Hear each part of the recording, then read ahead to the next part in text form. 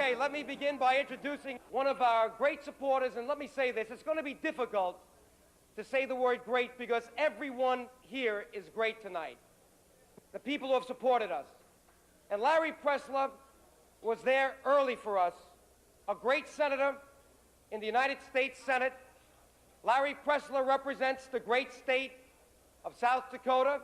He's a Republican, but today we love Republicans and Democrats because we know Tom Lantos is a great Democrat, and there's one great Republican, and that's America. You can be what you want to be here.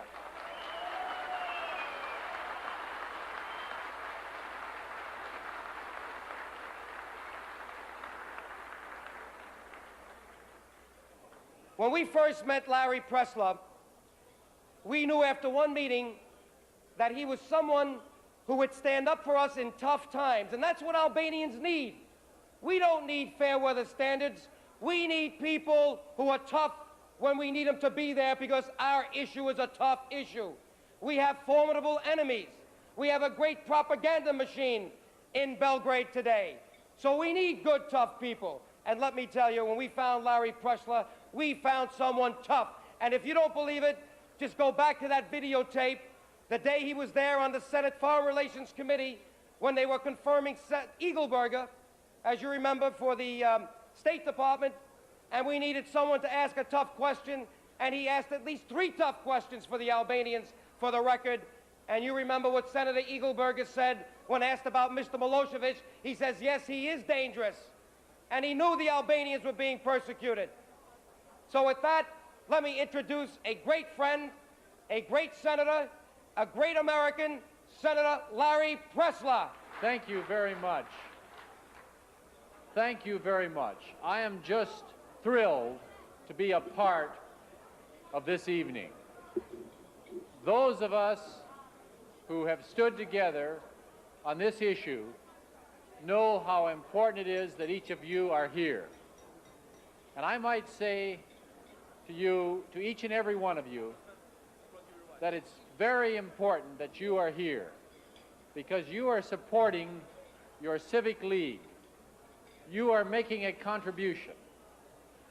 To those of us in the Senate who work on this issue, we do it because of our commitment to human rights. And one of the great problems in the world today in human rights is occurring in the province of Kosovo. And every chance I get, I raise that issue in the United States Senate. And let me say to Congressman Joe DioGuardi, he has been one of the great leaders. He has guided me in this effort through the years, and I look to him for leadership. Your presence here, your being here, has made an impression on my mind. I am now going to present to my friend Joe DioGuardi Senate Concurrent Resolution 124 relating to the human rights violation against the Albanian minority in Yugoslavia. Thank you very much. Thank you. Okay. I'd like to bring up Father Arthur Lyland to do the invocation. O Perëndi I shenjtë, krijonjes I tërë botës dhe I të gjithë popullit që banon në hijen tënde, ca prej nesh të thëresin Allah, e ca të quajnë Jezu Krisht. O krijonjes, jemi mbledhur këtu sonte bashkëtetarë dhe miq, katolik, musliman dhe ortodoks, 3 dega të një trupi, fare fis prej një gjak dhe një gjuhë, frymëzuar prej një shpirti, shqipetarë, një popull I vogël po I fortë, munduar po jo dëshpëruar, prej ardhje të vjetër po vajza dhe djemë të ringjallur, histori kreshnik, por me ko ardhje shpresë plotë. Dëgjonani, o Zot, ngrenani dhe bekoni ne të gjithë që të lypim sot, tani dhe për herë dhe në jetët e jetëve. Amin. Krishti u ngjall dhe gëzuar Ramadan. Call over.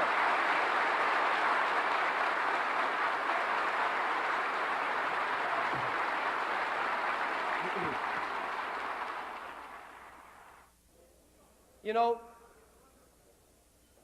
freedom is a very precious commodity. Thomas Paine, 200 years ago, when this great country was being born, much like Kosovo is being reborn today for freedom, Thomas Paine, in his crisis papers, said it best when he said, "These are the times that try men's souls." We have new Thomas Paines today, new Thomas Jeffersons, new George Washingtons, new Skanderbegs. We have people like Congressman Tom Lantos.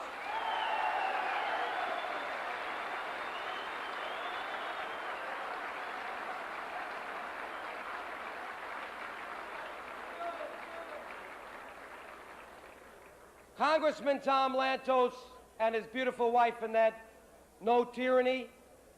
They fled from the Nazi concentration camps. They're ethnic Hungarian Jews, and they know it was Raoul Wallenberg that saved him. He knows tyranny. He knows what it means to be without freedom, and he's never forgotten it once. And he was a great professor. He has his PhD. And now the United States of America is so lucky to have someone with the background of Tom Lantos. And when you get Tom, you get Annette. Let's say hello to Tom Lantos.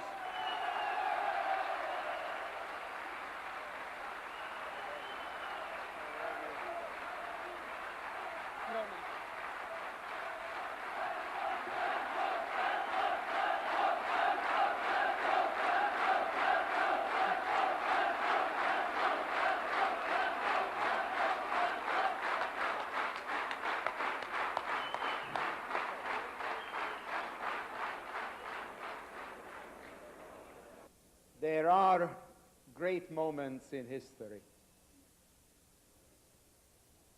It was just a few months ago that Annette and I were at the Berlin Wall after it crumbled, and we chiseled a little bit of that wall of tyranny to bring it home to our grandchildren. And I remember many years ago, a young American president stood by that wall and said, "Ich bin ein Berliner. I am a citizen of Berlin." And he meant by that he identified with the people suppressed by tyranny and the police state, and he was one of them.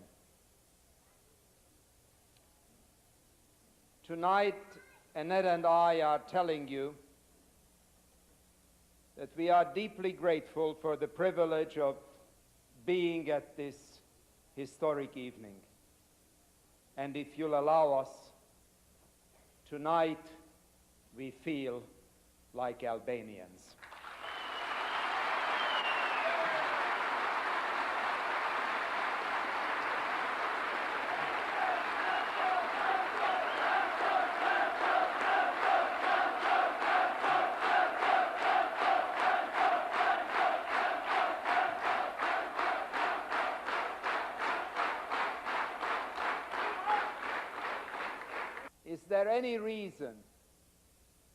Is there any reason why one of the largest ethnic groups in Yugoslavia should not have its own full-fledged Republican status?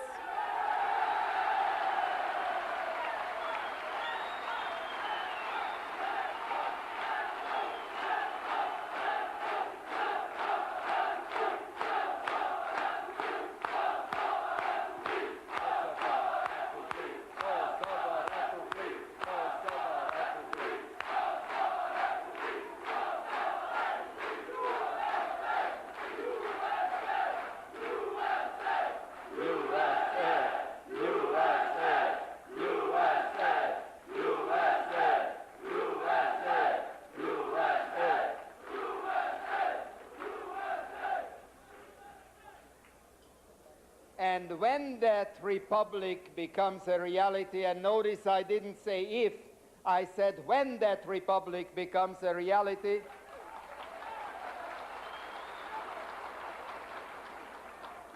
the heroes who have given their lives for the Albanian people, whom we honored at the beginning of this evening, our marvelous friends from Kosovo who will be speaking shortly, Dr. Rigova.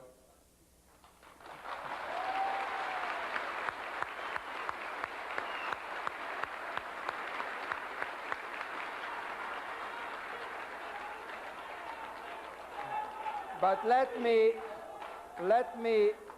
just say a word about my very dear friend, about the man who, with his dynamism, vision, courage, determination, eloquence, commitment, has brought about what to an outsider looks like a miracle. Let me pay tribute to Congressman Joe DioGuardi.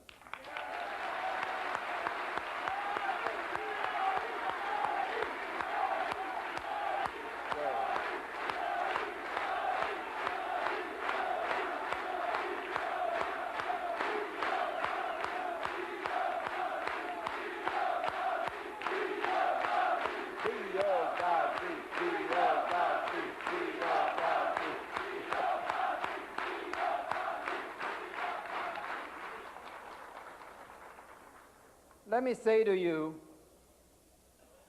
that while the DioGuardis were not very wealthy people, they were penniless immigrants, they gave Joe priceless treasures, a set of values, the work ethic, commitment to family, commitment to community, a pride of being an Albanian American, and look what he has done with it.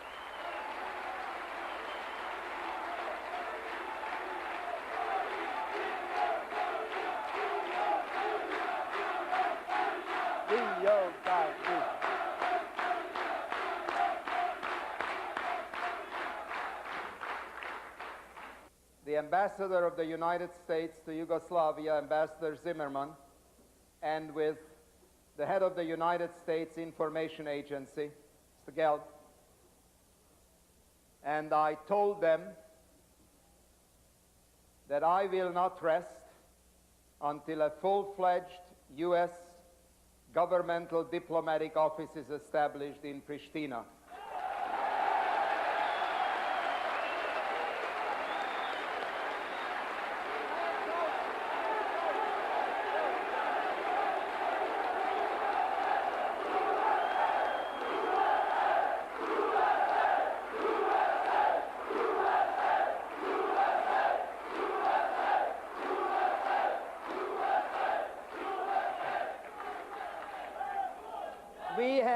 We have full-fledged embassies in countries with a fraction of the population, the ethnic Albanian population of Yugoslavia. It is long overdue. It is long overdue that an official American office be established in Pristina, not as a favor to the Albanian people in the Kosovo, but as a recognition of their importance.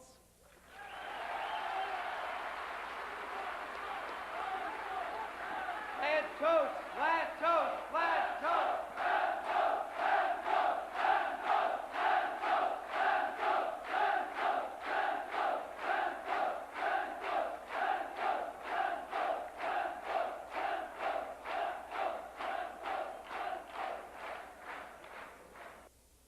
So let me just conclude by pledging you that we are not going to go away until this struggle is won. And long after, the people who suppress the ethnic Albanians in Yugoslavia will have been cast out into the dustbin of history.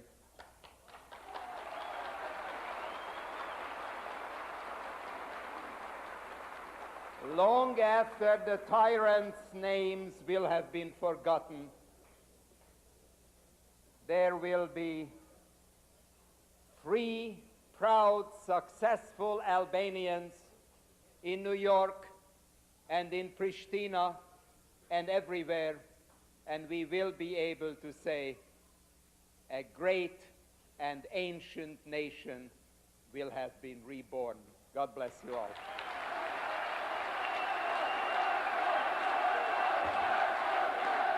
Flag toast, flag toast, flag toast, flag toast, flag toast, flag toast.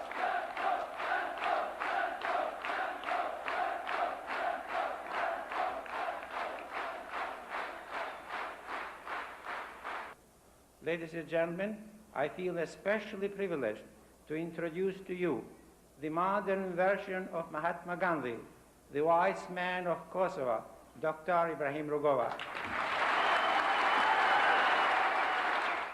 Ne kemi ardhur nga atje dhe nuk kemi kohë shumë atje që të përgatisim dhe të marrim fjalë se po duhet të punojmë dhe të zgjidhim çështjet dhe problemet. Sonte jemi të buar këtu shqiptarët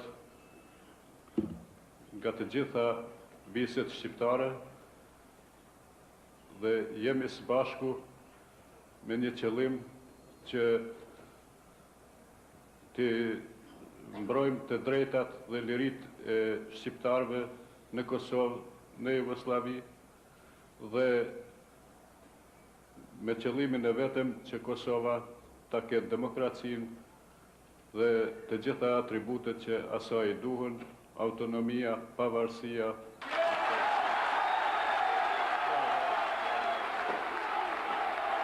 Ju lutem. Mos të bëjmë dialog, po them edhe njerë jemi mbledhur shqiptarët nga gjitha viset shqiptare që sonte më lejoni të falenderojmë në mënyrë speciale Congressmanin ton Lentos, zonjën Anjet Lentos,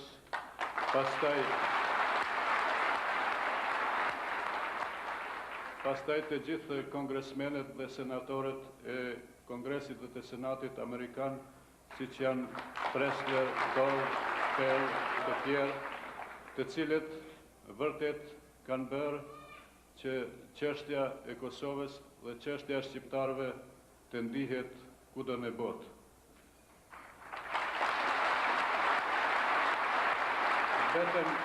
Vetëm edhe një kujtim nga historia se këta senator, kongresmen dhe Kongresi Amerikan vazhdojnë traditën të cilën e patë filluar kryetari Wilson në vitet 20, i cili u angazhua për pavarësinë e shqiptarëve, por i cili për fat të keq atëherë nuk pati sukses, sepse fuqit atëherë Amerika kishte hyrë të bëhej fuqi e madhe me fuqi të mëdha evropiane. Edhe një herë një falënderim të madh për të gjithë dhe në mënyrë speciale për zotrin Lentosin dhe familjen e tij.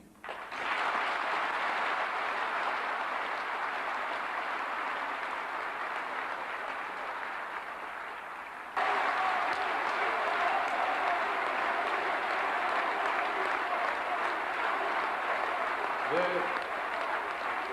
nëse më lejoni edhe një harrova të them edhe ta falenderojmë Ligën Qytetare Shqiptare Amerikane, e cila është njëra nga organizatorët e këtij tubimi dhe të ftesës sonë në Kongres, në krye me zotin DioGuardi, falenderoj.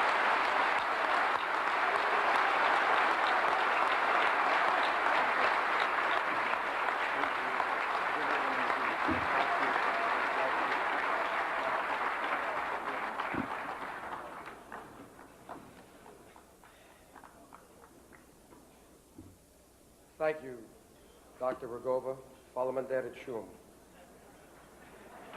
Now let me introduce someone else, very esteemed, who I heard so much about, who I tried to see when I was in Pristina, but somehow we couldn't get in touch with each other. And I was so happy that he was one of the honorees to come here. He is an academician, and he is a very distinguished, independent intellectual. He is Dr. Recep Çoşa.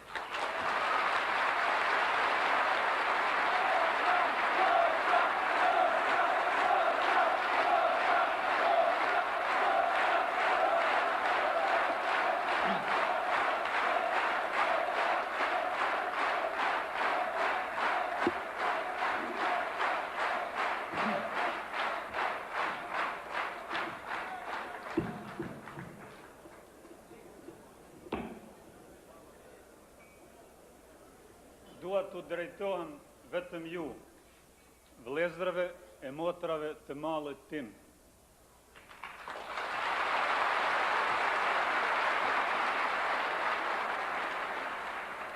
Dua të përshëndes vetëm në emrin tim dhe dua të flas shkurt, se shkrimtarët i thonë me libra edhe ato që do t'i thoshin në tribuna. Megjithse prej qershorit vitit kaluar, kam pasur disa thirrje që të vi këtu e të mbaj disa ligjërata për pozitën e shqiptarëve në Jugosllavi, ja, me në fund mu bën mundshme tani të jam për herë të parë midis jush.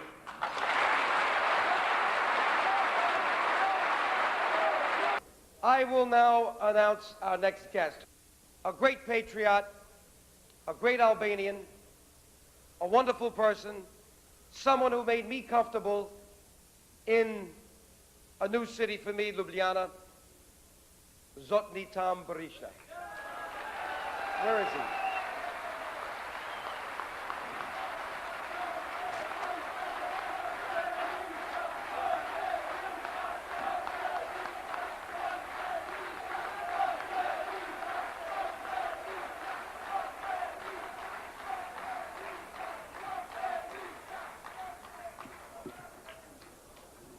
Motra dhe vllazër,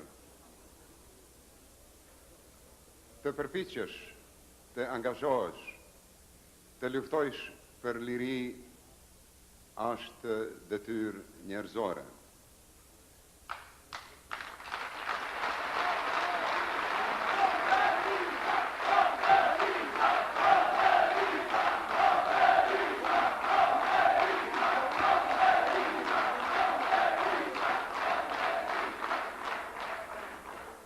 Të përpiqesh për liri nënkupton të përpiqesh për liri dhe për drejtat e njeriut si individ, por edhe për drejtat dhe lirin e komit. Se pa lirin e komit, as pjesëtarët e komit nuk mund ta kenë, as nuk mund ta gëzojnë lirin.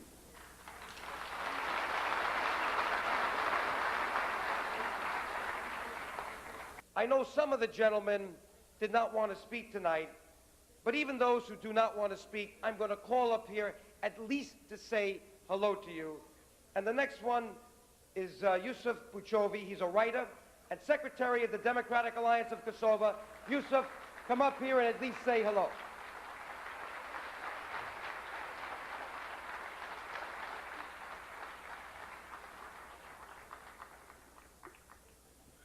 Të dashur motra dhe vëllezër,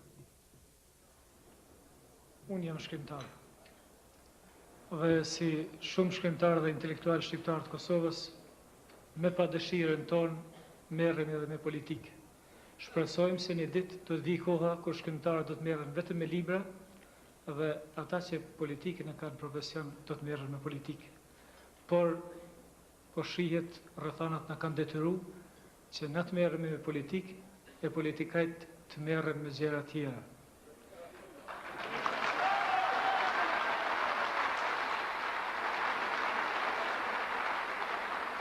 And now for a gentleman that I met on my first trip to Pristina.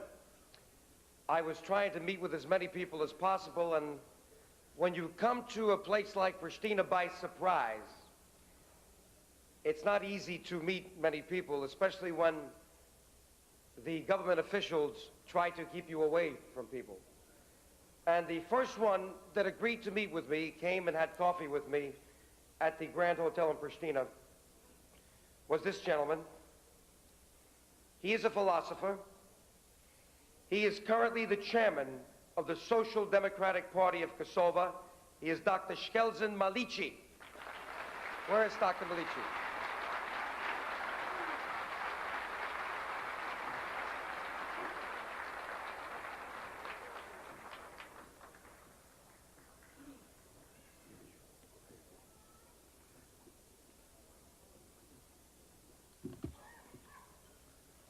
Zonja dhe zotëri, ne në patëm të thonë se kjo mbrëmje do të jetë mbrëmje fjalimeve dhe argëtimit, zbavitjes. Sa për shoh deri tash kanë qenë vetëm kemi mbajt fjalime ndërsa orkestrat po rinë këtu pa punë.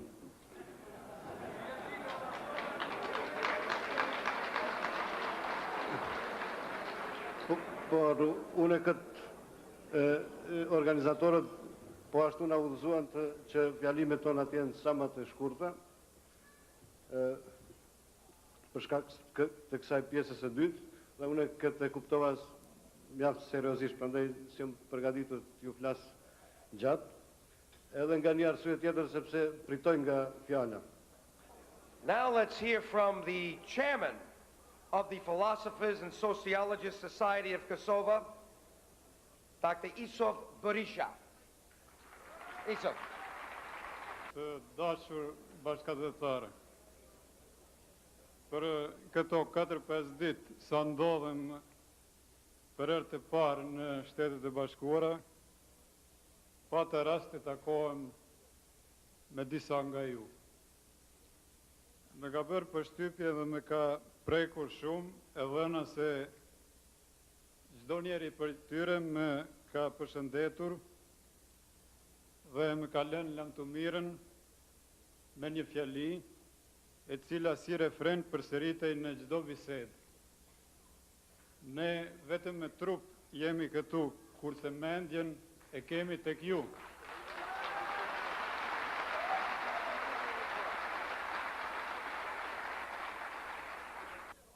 He's the president of the Democratic Farmers Party of Kosovo, Dr. Hivzi Islami. Zonja, zotri, bashkëdhetar miq të nderuar.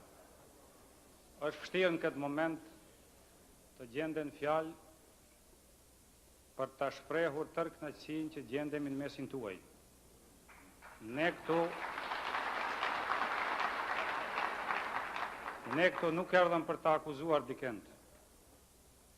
Ne erdhëm që instancave më të larta të Shteteve të Bashkuara të Amerikës dhe opinionit demokratik me argumente dhe pa emocione t'ja parashtrojmë dëshmit për gjendjen tonë të rëndë dhe dhunën cilën po e ushtron regjimi policor dhe totalitar komunist në popullatën gati 2 milionëshe shqiptare.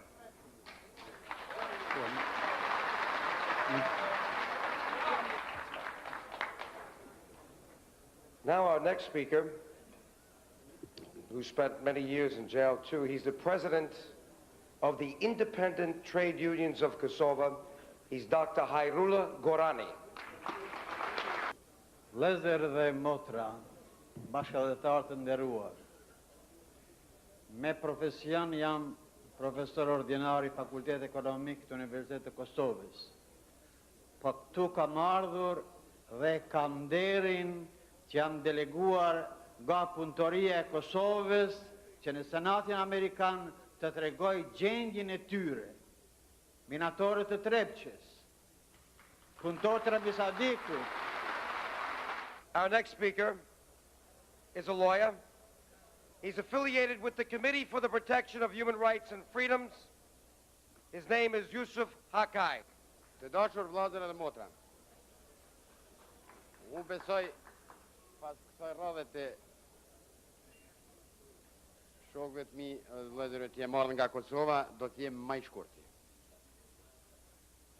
Për të folë për Kosovën mund të flitet nga shumë aspekte, por mjerisht nga të gjitha ato aspekte nuk mund të flitet për një lumturi, po për një mjerim të popullit shqiptar nga historia deri me ditët e sotme. Une po I ceki vetëm disa elemente të zhvillimit edhe durimit të popullit kosovar në Jugosllavi pas luftës e deri tani. Sikur se dini edhe vetë gjithë ju këtu në këtë sallë, populli shqiptar në Jugosllavi s'ka pas rast pas luftës e dytë botërore deri më sot që të shprehet vullnetarisht, të artikuloj kërkesat e veta dhe të zgjedhë përfaqësuesit e vetë. Për mua, ky popull ka qenë I suspenduar plot 45 vjet.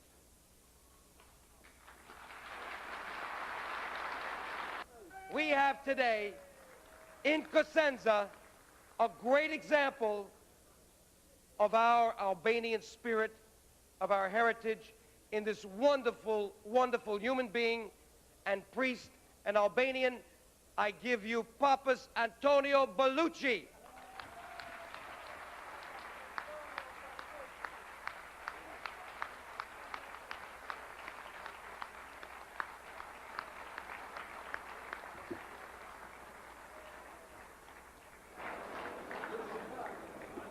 Rëft Kosova Republike. Kjo është hirma e të gjithë arbreshvet, ashtu si është firma e të gjithve të New Yorkut, shqiptar, e të Chicagos, të Detroit, të Philadelphis, ku dosh një shqiptar I ndershëm, sot është për një republik kosovare.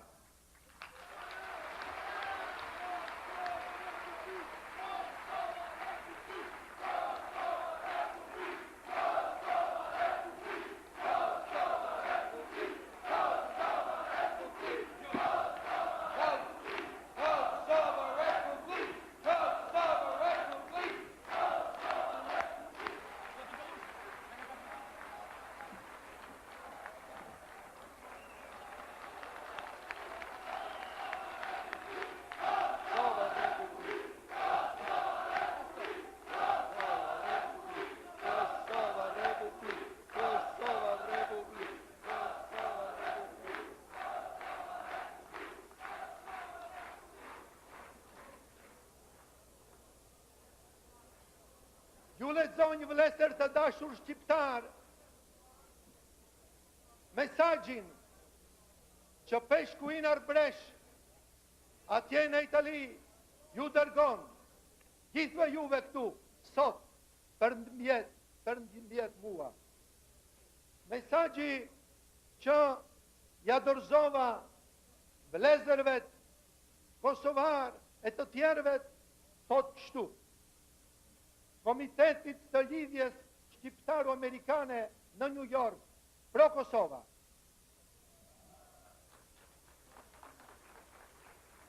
Miq të dashur, me gëzim ju shpreh juve ndërimet e mia dhe pjesëmarrjen time gjithve juve të mbledhur këtu në New York për të dëftuar solidaritetin tuaj gjithve vëllezërve dhe motrave që në Kosovë janë edhe luftojen për njohjen të drejtave njerëzore.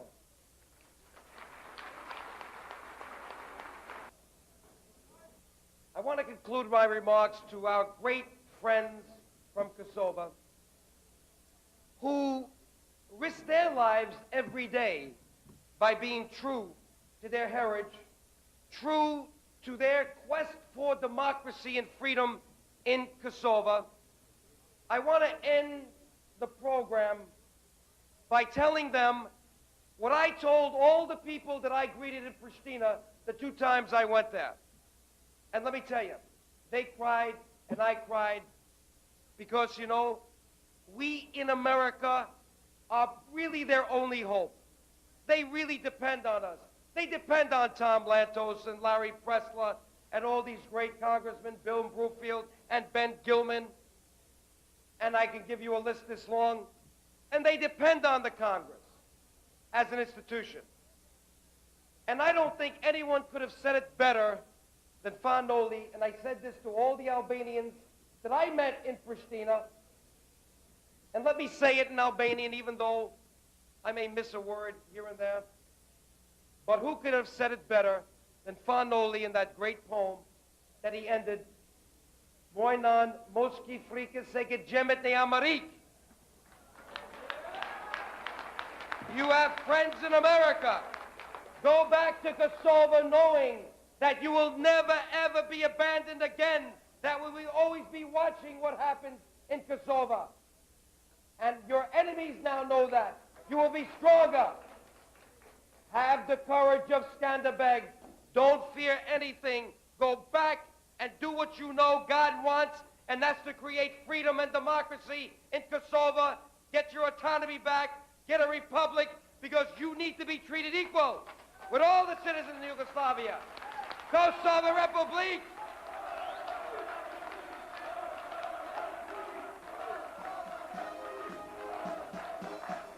Kosovo Republic! Kosovo Republic! Kosovo Republic! Kosovo Republic! Kosovo Republic!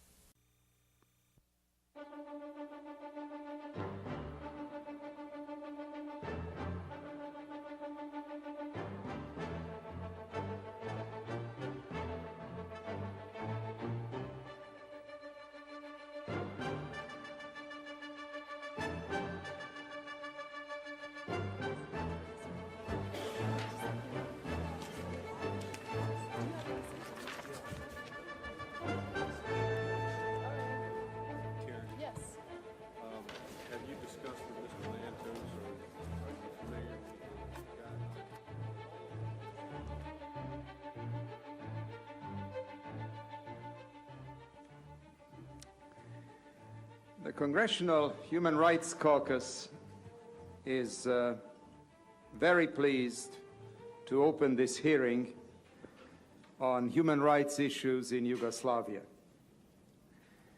I think it's important for all of us to begin by underscoring the purpose of the Congressional Human Rights Caucus, which is a bipartisan activity of the Congress, and which has one single objective, and that is to diminish and hopefully eventually to eliminate human rights abuses wherever they occur. The Serbian government, acting with substantial support from the national government, is brutally repressing human and political rights in the autonomous province of Kosovo, which is 90% of the population of which is Albanian. It's time for the United States to demand justice in Yugoslavia. No more business as usual in Belgrade. No more business. We want Yugoslavia officials to know that as long as they abuse their own people, they shouldn't expect any support from America. America has the leverage, and we should use it. Yugoslavia should know that it can never achieve economic growth without a growth in their respect for freedom and justice. A most distinguished member of the Congressional Human Rights Caucus, a member of its executive committee, and an indefatigable fighter for human rights for many years, Congressman Ben Gilman of New York. The raging tide of democratization in Eastern Europe makes more salient the issue of human rights and political autonomy for ethnic Albanians in the Kosovo province of Yugoslavia. In the recent past, military presence and violence and harassment in the province of Kosovo has provided an ominous reminder of the repression that comes from ethnocentric attitudes that have no place today in modern society. A distinguished former colleague, most effective former member of the Executive Committee of the Congressional Human Rights Caucus, who has fought for human rights on many continents and in many different situations, and who has taken such a prominent leadership role on this issue, the Honorable Joe DioGuardi. In Geneva, I went there because Mr. Hadri was shot down because he was ready to deliver to the special rapporteur the 34 names documented. I took those names literally off his body. His wife gave them to me, and I continued that journey under threats, and I had to wear a bulletproof vest. Apartheid is alive and well. It now exists in Yugoslavia, in the Kosovo province. It is now gone from South Africa, or at least it's going. And Yugoslavia has a Nelson Mandela, or at least the Albanians have, Adam Damace, who was in jail for over 27 years. And Nelson Mandela was released before even any talk of releasing Adam Damace occurred. If this is America, and if we're going to stand up for a system that is supposed to be equal and fair, certainly our government has to take a strong position. And I hope we're not going to be swayed by all of a sudden this generosity that comes on the day of our hearing when you know they tried to cancel this hearing, postpone it, and do so many other things. The term crime of apartheid is defined, and it shall apply to inhuman acts committed for the purpose of establishing and maintaining domination of one racial group of persons over any other group of persons, or systematically oppressing them. That is what has gone on in South Africa. That is what's going on right now in Kosovo, even as we speak, because the state of emergency has not been lifted. That's what they said. Let's see what they're really doing. And they don't let too many people in to see what they're doing. I went there twice. I could not meet with the press. I was forced out of the hotel in Pristina, forced to do a press conference on the street, and they threatened to arrest me for a public display because that was against their law. You cannot talk on their streets. It's incredible that a system like this exists in the world today when there are 2 million, by their count, Albanians in that province, over 90%, and they want to emasculate them in every way. The continuation of apartheid and the denial of democracy cannot restore political stability either in Yugoslavia or in Kosovo. The United States Congress, Mr. Chairman, has contributed to the liberalization of other countries in Eastern Europe, and I urge that it contribute likewise to the improvement of human rights conditions in Kosovo and Yugoslavia. I do have a couple of questions, Mr. Chairman. Mr. DioGuardi made some very strong statements, and I must say that I do not believe that there have been any threats against any of the lives of those who have come here from Kosovo. That I do not believe, Mr. Chairman, and I know that some of the FBI and others are here because I happened to call them. Me. Now, you also said that there is the fight is between communism versus democracy. How come, since communism is decreasing in Yugoslavia, this problem seems to be rising up to the top? Were conditions under Tito better at that time? You're asking me. I'm asking you. Well, you made a statement. I made a statement because I obviously am talking about Serbia, not Slovenia, not Croatia, not Bosnia. I'm talking because those republics are doing a good job. Mr. DioGuardi, I ask you a specific question, and that question concerned the rise of the decrease of communism all over Yugoslavia. Which I applaud, Yeah, except in Serbia. Right, very good. And this problem is now rising. I'm asking you, were the conditions under Tito better? Since that is when communists really reigned. Let me say this. I didn't spend much time studying Tito in my history books. I was studying Patrick Henry, Thomas Paine, and I could say this, that... Mr. Chairman, will you ask both sides to refrain from applauding so we can get on with this? But I can say that recently I've spent a lot of time studying Mr. Milosevic, and let me tell you, he doesn't do himself or his people justice. I met with many prominent Serbs and had many good conversations with them in Belgrade, but the kind of political rancor he is creating for his own personal ambitions will be the undoing of his great republic and the undoing of Yugoslavia if he persists. No. That, I'm sorry, communism none of us support, but you made a statement about communism, that this was communism versus democracy. And we do know that communism is decreasing all over. And we're all supporting it, and we're all pushing for it. But this problem seems to be on the rise, and I'm just saying, I'm asking about the comparison.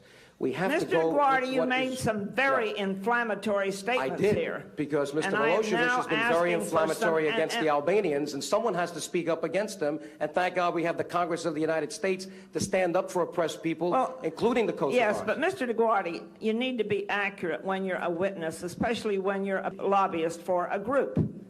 I'm an ethnic now, you Albanian. have to be I'm an ethnic accurate. Albanian. I'm an ethnic Albanian. I'm the president of the Albanian American Civic League and the Albanian American Foundation, and I resent those intonations. All right. That's all, Mr. Chairman. Chair would like to thank Congressman DioGuardi. May I respond, please, to... Of course. Okay. I would like to say this. I don't indict the Serbian people. I don't question Congresswoman Bentley's motives. She's proud of her ethnic background the way I'm proud of mine. And I applaud her that she could stand up for them the way I stand up for Albanians. And I want to see freedom-loving people everywhere treated the way they're supposed to be treated. But Congresswoman Bentley, the Yugoslav Constitution says that all ethnic groups in Yugoslavia should be treated equally. I think the issue here today is that the Albanians are not getting the same treatment as the other groups, and really that's what this is all about, plus the fact that while communism is on the decrease in Yugoslavia in general, as we've seen with the Slovenian and the Croatian elections, it doesn't seem to be diminishing in Serbia, and that's the problem, because that's where Kosovo is. So let's hope we can all work together. The issue here is to get dialogue. You and I spoke over the weekend, and you said that perhaps we should sit down with Congressman Lantos, and I applaud you for that. I think that we should sit down. I went to speak to Milosevic. He wouldn't speak to me. Now, maybe I'm not the one he wants to speak to, but maybe there are others he should speak to. But how about you and me deciding to meet to see if we can find reasonable voices on both sides, to put them across the table, to finally get equality for everybody in Yugoslavia, because that's the way it is here in America, and that's God's way. Chairman will now call on his good friend and distinguished colleague from the state of Colorado, Congressman Hank Brown. As the governments of Eastern Europe embrace the idea of freedom, Yugoslavia, who once led the way in Eastern Europe, has not made the progress others have. The democratic forces emerging in Yugoslavia have been met with crackdowns, incarceration of political prisoners, and imposition of martial law. For over a year, Serbian authorities imposed a state of emergency in the province of Kosovo. However, despite oppressive actions taken by the Yugoslav government, democratic political groups have blossomed and are now calling for autonomy and democracy. Congresswoman Bentley will introduce an author, human rights activist, Dobrika Ćosić. Congresswoman Bentley. I'm very pleased, Mr. Chairman, to introduce Mr. Dobrika Ćosić, who is regarded today as the greatest living Serbian writer. The Serbs are the most numerous among Yugoslav nations, and they are the most degraded and the most subjugated in the Yugoslav multinational state. This degradation and subjugation are caused by the ideology of an erroneous national policy instituted by Tito and the Comintern party. And I want to introduce the first panel, Dr. Ibrahim Rogova. Would you step to the table, please? And Professor Gazman Pula. The official policy, and even more so the actual governmental practice, carried on with a repressive approach toward the Albanians in Yugoslavia. Such an approach produced vast and most drastic violation of individual human rights. Albanians, not only in Kosovo, but in Yugoslavia in general, were subjected to countless violations of their individual human rights, which were meant and amounted to vast violation of their national rights as well. Mund të them se gati nuk ka mbetur shqiptar që nuk është prekur dhe nuk ka kaluar nëpër durët e policisë, duke përfshirë edhe veten. I would add to this statement that there are almost no Albanians in Yugoslavia left who have not been or have not received some kind of police treatment.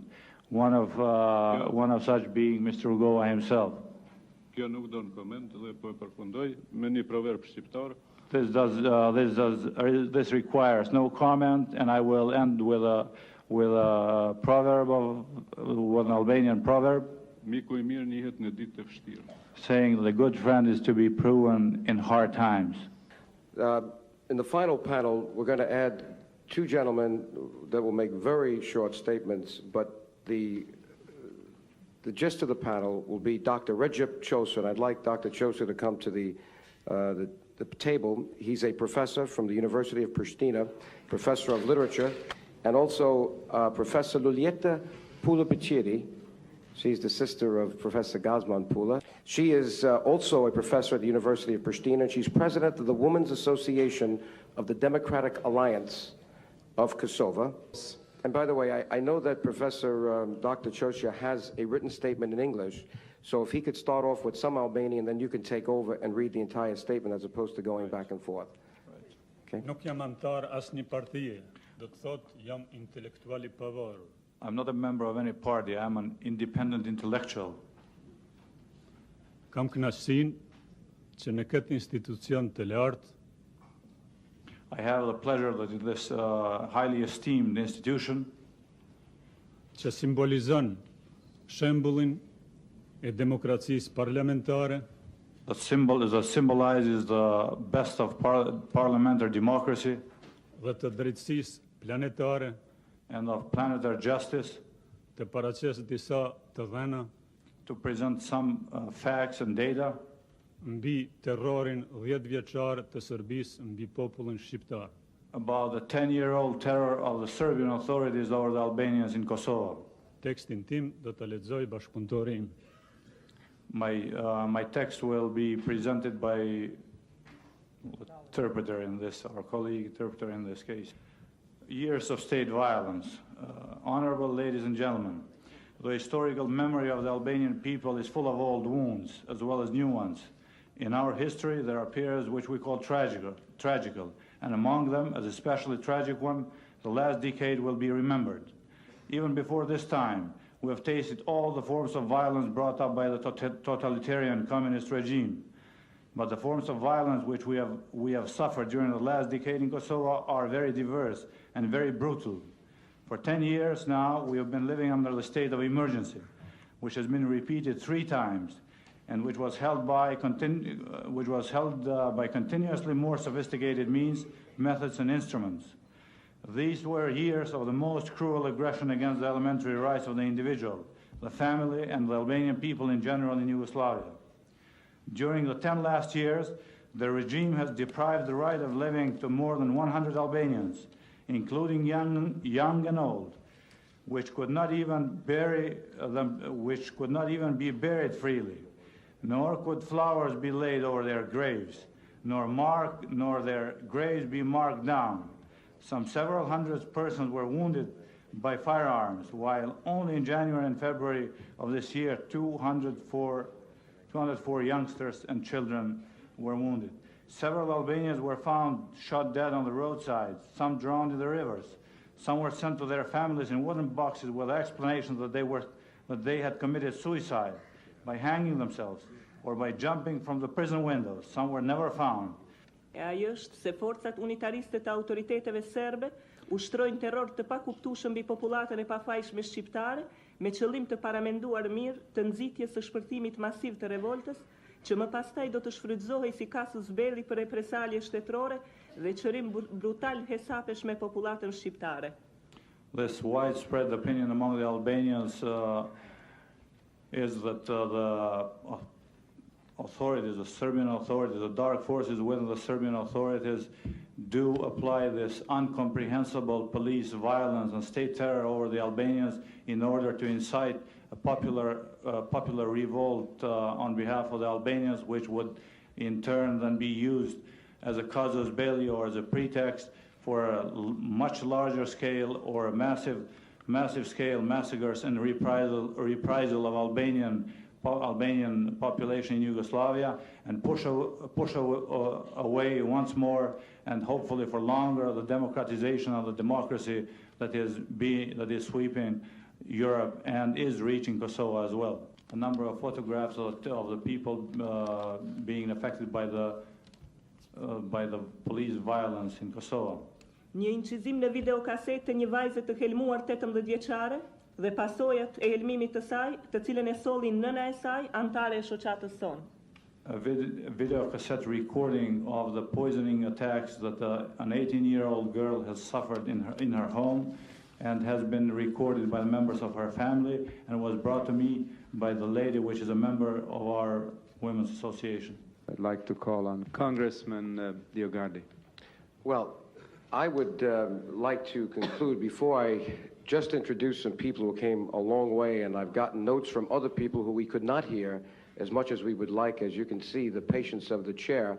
I should end with a reference, Congressman Lantos, to an article that I just quickly alluded to in my testimony, and this article is dated Wednesday, April 18th, 1990. It's entitled Perspectives on Eastern Europe, Ethnic Troubles, Top Agenda for New Eastern European Regimes. It's not by a Serb and it's not by an Albanian.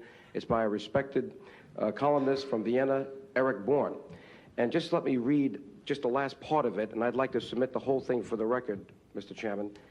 It says, the Yugoslav Party was not directly involved in the general communist collapse, but it has felt a strong backlash from the return to democracy, above all over Kosovo.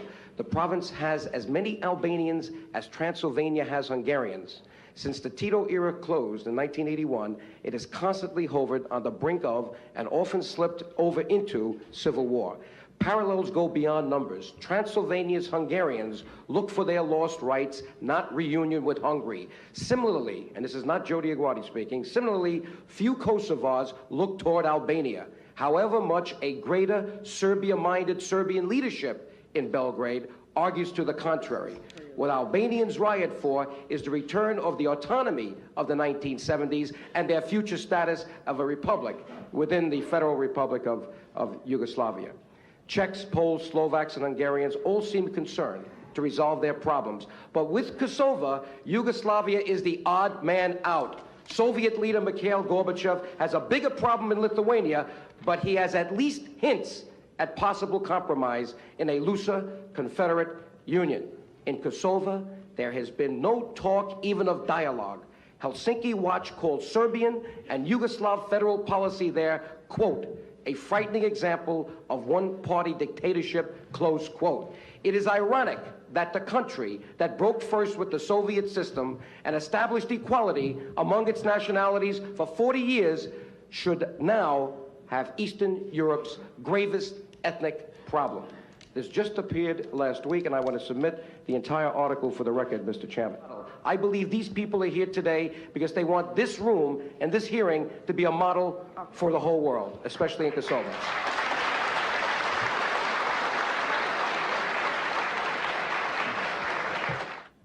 The memory of this 5-hour hearing, with all its pain and all its anguish, will go down as a historic episode as the people of the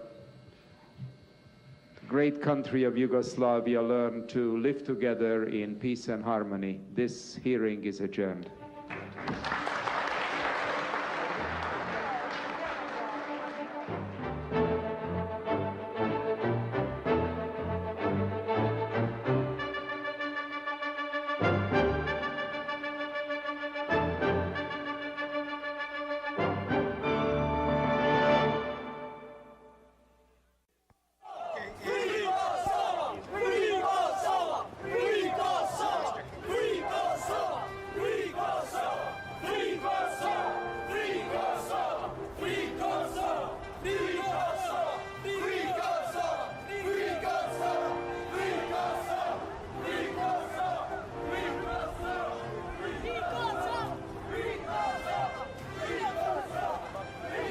We know we've got a good friend. Let me put him on, Congressman Tom Lantos.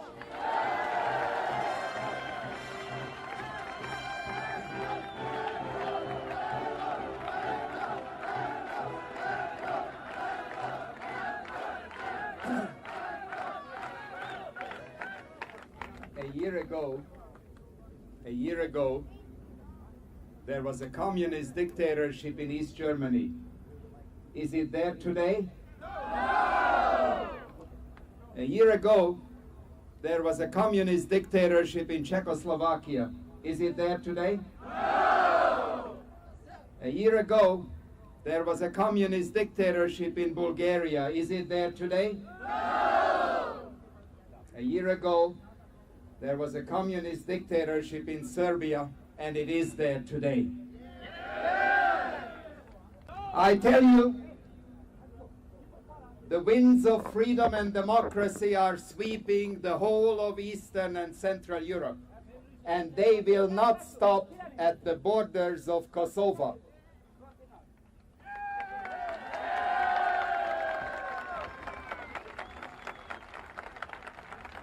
When I was in Kosovo just a few weeks ago, my car had trouble making the last few yards to the main hotel of Pristina because it had to drive through mountains of flowers that the men, women, and children of Kosovo threw in front of the car, demonstrating their commitment to freedom and democracy and their friendship for the United States.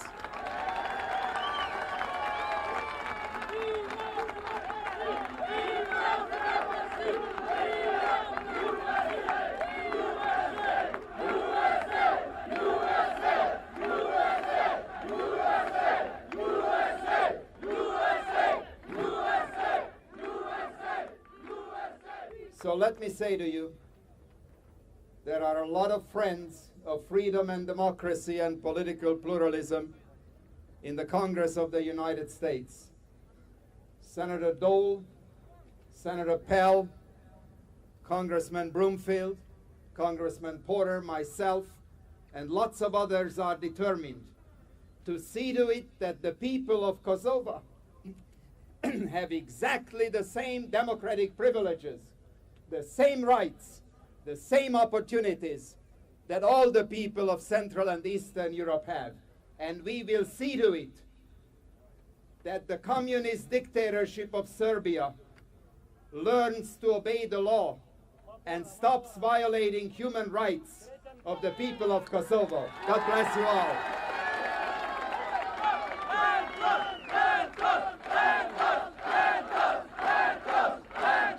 Land toast! Land toast! Land toast!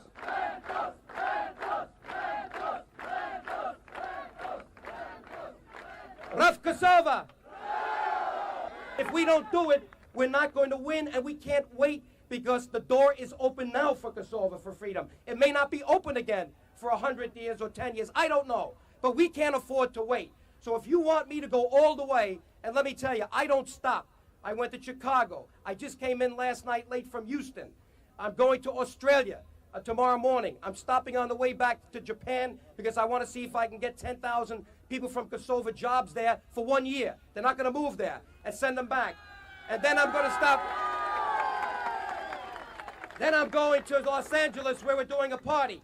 And then in August, I'm visiting 6 European countries that are establishing chapters and affiliates of the League. We're going to Brussels. We're going to Germany, Switzerland, Norway, Sweden, and Denmark. It's all set up. I'm leaving on August the 19th, so I'm not stopping. Do you want to stop? No! His name is Claiborne Pell. He has stood tall for freedom and democracy everywhere, but he is our biggest supporter right now because he is the chairman of the Foreign Relations Committee of the Senate of the United States of America. He's a great man. We support him 100%. Say, Pell!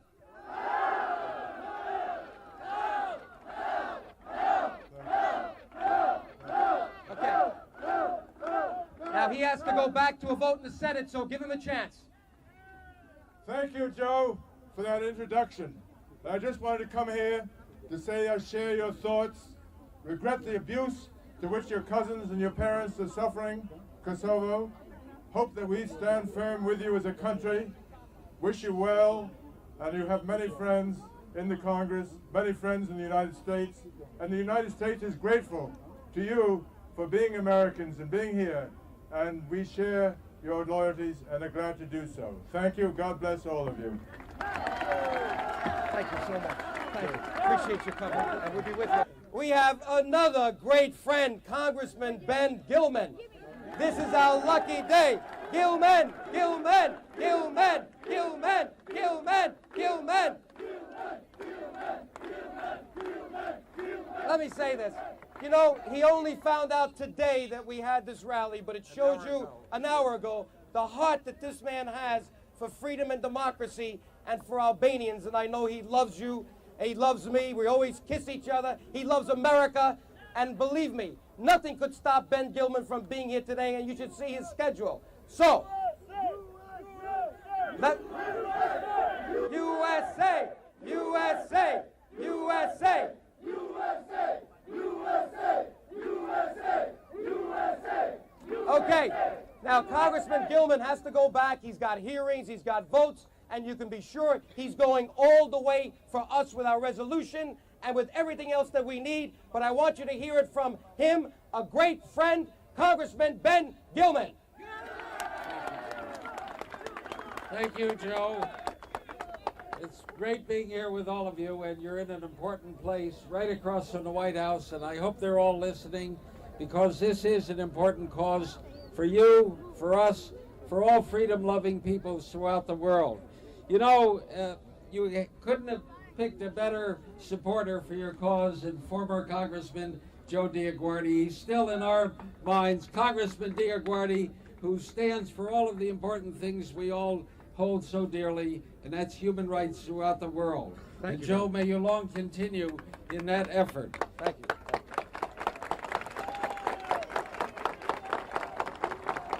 You know, it was former President Eisenhower who said back in 1954 that gradually the age-old longing for the humankind for peace will be reflected in better governmental structures that will be forced to comply with the demands of a great and enlightened citizenry throughout the world. Those words spoken by President Eisenhower in 1954 have never been more poignant than they are today. The raging tide of democratization in Eastern Europe makes them even more salient and makes even more important the issue of human rights and political autonomy for ethnic Albanians in the Kosovo province of Yugoslavia. The recent military presence in Kosovo has provided an ominous reminder, a reminder of the repression that comes from ethnocentric attitudes that have no place in our modern society. Last fall, a delegation of European parliamentarians, and I spoke to them, visited the Kosovo province. They visited it to investigate firsthand the human rights situation in Kosovo. They returned from their visit utterly dismayed by the lack of cooperation exhibited by the Yugoslav government officials. They were not even permitted to visit with the various dissident groups, and they were afforded only second-level meetings with the government officials of Yugoslavia. Recent events in Kosovo created an ambience of pessimism.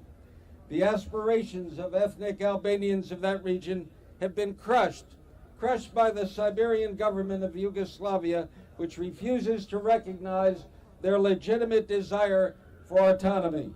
In April of this year, the president of Yugoslavia did lift the state of emergency in Kosovo, but that has not affected the plight of the ethnic Albanians in that troubled region.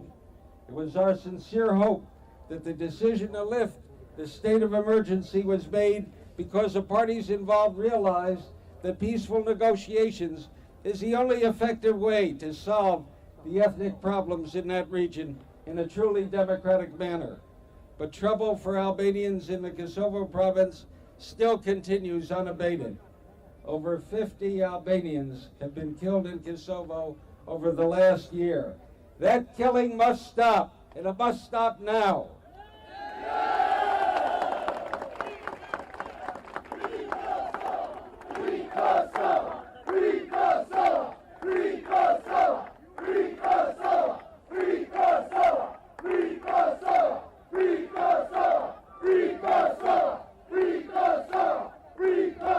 And I want you to know that in the Congress there are many of us who feel, just like Joe DioGuardi has it so deeply embedded in his heart, that we must help these people who've been repressed for so long.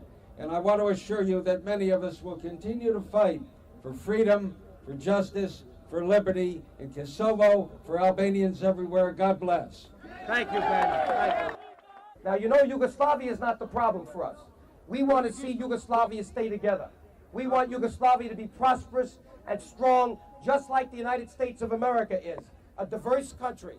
It's in our national interest and our national security to see Yugoslavia together, remain with its territorial integrity.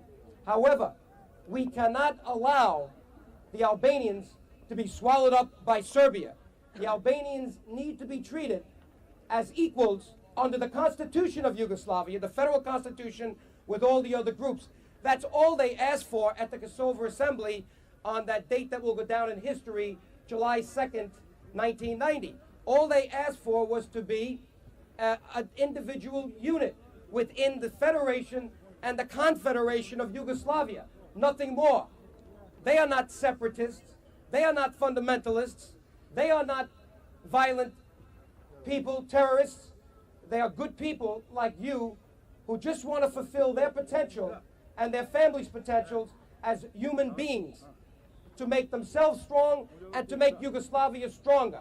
But they don't want to be dominated by another ethnic group, because we are a separate ethnic group. We have our own language, our own culture, our own alphabet, our own history, and we don't want to be dominated anymore. We had enough from the Turks and enough from everyone else for 400 years, and the Serbs. It's about time that the Albanians stood on their own, as they have in the beginning from 6,000 years ago, as a proud and separate culture within Yugoslavia. Rough Kosova! Now, so you know what I'm doing as I go around. When I was in Kosovo, a woman handed me these pictures with the statements from the Serbian doctors that this young boy, 22, committed suicide, that he turned the rifle on himself, an automatic rifle, while he was on the range. And they told the family, don't dare open that coffin, because if you do, you will be arrested. That is an act of treason. Well, you know, this family could not take the loss of the son, and they decided to open that coffin, and they took some pictures, and then they put it back. And you know, this boy's body is covered with bullets. 3 in the heart, back of the ear, in the back, and then you'll see also how he was beaten. And they could tell us that this boy committed suicide, and they had Serbian doctors certified to that on the autopsy. Now there are about 40 mothers in Kosovo that are joining with Lulieta Pula to want to dig up the graves of their sons so they can see what has happened, because maybe the world will understand this, because this is the apartheid that we face. This is the picture while he was in the coffin. Now you might say that why is he sewed up like that so crudely? They even took out all of his organs to experiment, the Serbian doctors who are becoming physicians in the hospitals. And let me just conclude by saying that he was there for us in the beginning. He's been there for us all the way, and he is no doubt in my mind the most important person we have for changing the misguided policy of our State Department that is trying to stay neutral today on the issue of human rights in Kosovo. So I give you that great senator from Kansas, Senator Bob Dole. Dole! Dole!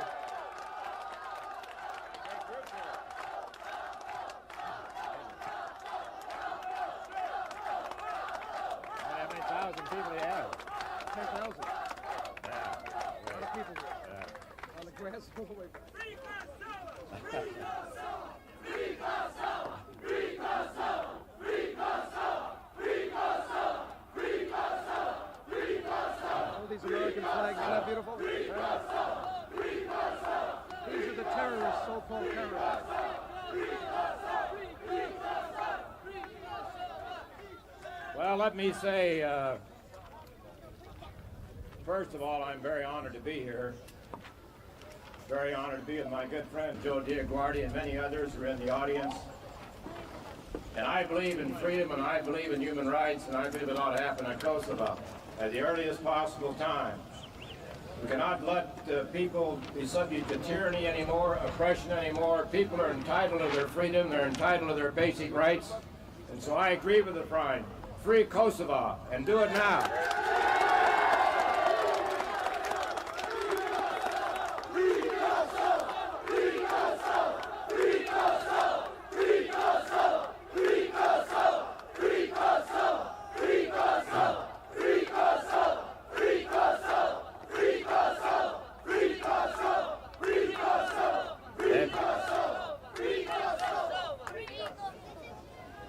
Free Kosovo. Let me say that I'll be, maybe, I can't promise you, but I may be in Kosovo about a month from now, trying to do what I can to make certain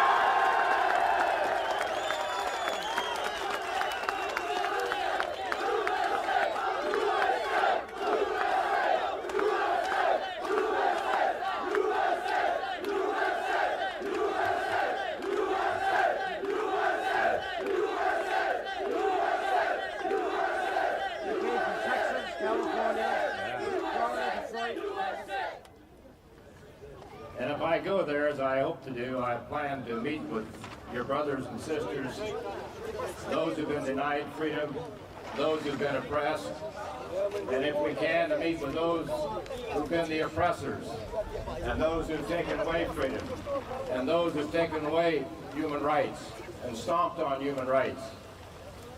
In the world where every day freedom is breaking out all over, Kosovo should be no exception. There should be freedom in Kosovo. There should be freedom in Albania. There should be freedom everywhere in the world. And if I believe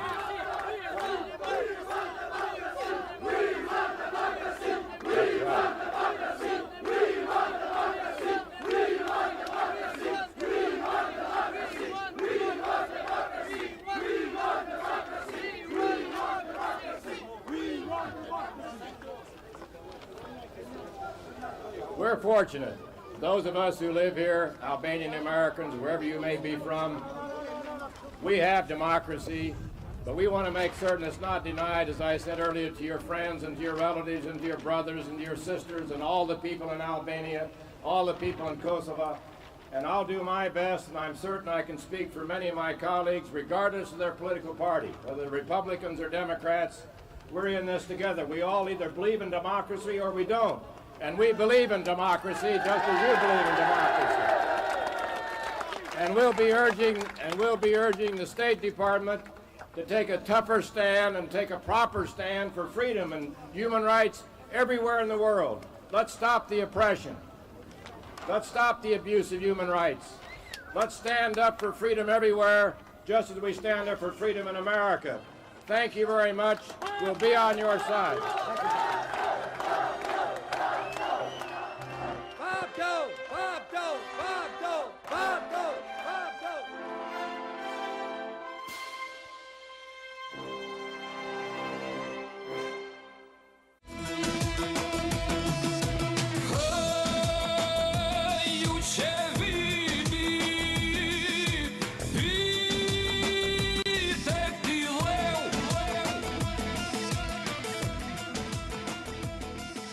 Hi, I'm former Congressman Joe DioGuardi, the founder of the Albanian American Civic League, Liga Cittadina Shqiptare Americana, the only registered lobby for the Albanian people in Washington, D.C.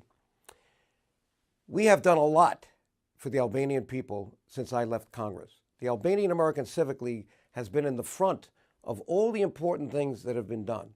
Think about it. Democracy for Albania, 1990. The trip I took there with Tom Lantos to open the door, and finally to lead two congressional delegations, 91, where they had the invalid election that we called invalid, and 92, when we got the Democratic Party elected. And then we had the issue of Mr. Milosevic, his genocidal march in the Balkans, starting in Slovenia, Croatia, Bosnia, 1995, 250,000 innocent people killed. But his big prize was Kosovo. We knew it. We warned our friends in Congress, Tom Lantos, Ben Gilman, Henry Hyde, and we got Gilman and Hyde and Lantos to play a very key role with hearings and resolutions to warn Congress what we saw coming. And sure enough, in 1989, Mr. Milosevic occupied Kosovo brutally. 1990, I went to Pristina with Tom Lantos, and we told Mr. Milosevic to his face that America was watching everything you do. And that led to his actual indictment in 2002 in The Hague when Shirley and I went there to testify against him. But I think the most important thing, if you can think about one thing more important than the other, but you can't really disconnect them because the Albanian people are one nation. But in the year 2008, it was George W. Bush that declared the independence for Kosovo. It took some 20 years or more, and it started with that first resolution in earnest in 1992 that Tom Lantos introduced for independence of Kosovo. We had to educate congressmen and their staffs what Kosovo was, what its status was as a juridical unit in the Confederation of Yugoslavia, where every 8 years, each of those units represented Yugoslavia as its president, including Albania. Milosevic took that all away. But here we are 25 years later, and we're celebrating this anniversary by showing on TV worldwide, especially to the Albanian people, things that have not been seen. You may have seen little snippets on YouTube, 10 minutes here, 15 minutes there. But now you can play on YouTube 2 hours. And we're going to show the 4-hour testimony hearing that we had with Bob Dole and Tom Lantos in the Senate for Human Rights, the Congressional Human Rights Caucus, where Dr. Rogova came with 12 others when there were no parties. It was a movement for democracy, Levicia. That's 4 hours. And you'll see Dobrica Ćosić. You'll see the Serbian bishops, how they tried to make a good show for the Serbian people as Christians when they were brutally repressing the Albanian people. And most people in America didn't know that these Slavic countries are tied at the hip with their Orthodox churches, and that includes Greece. So we're going to show that. We're going to show that beautiful dinner with Rogova and the 13 people that came with him, and we had every one of them on a dais, and they spoke April 28th, 1990. And that was about 2 hours. You're going to be able to see that. And finally, that beautiful rally we had July 11th, 1990, Bob Dole, Ben Gilman, so many others, where we marched from the White House, Lafayette Park, all the way to the Capitol, 10,000 people, to make sure that the Congress knew that Albanian people were pro-American, and I remember them yelling out, USA, USA, USA. You're going to see that, and you're going to see much more. And Shirley's going to be also addressing you with the work that we did together, starting in 1994. So, how do you help us commemorate the 25th anniversary? Well, you should be a member of the Albanian American Civic League. We have a website, www.aacl.com. And you'll see it on the monitor after the little speech I'm giving and before the videos that you're going to be seeing that I mentioned. But please, do your part to empower the lobby, the Albanian American Civic League, the way we empowered the Albanian people in the Balkans. Our work is not done. We have a lot of work to do, shumë punë. And we've got to do it with a pen, with a computer, with our speeches, with our hearings. We have to continue the work we did that brought democracy to Albania and independence for Kosovo. And our work is not done there yet. We still have, corruption to deal with. In a way, we went from communism to corruption. But we still have great repression in Montenegro, in Macedonia, in Prisheva, and in Greece. The issue of Chamria has not gotten any attention whatsoever. So we have a lot of work to do. Shumë punë. And I hope that you join us in this 25th year as a member of the Albanian American Civic League, Liga Qytetare Shqiptare Americana, so that we can all work together. Our work is not yet finished, but the future of the Albanian people is in your hands. Thank you.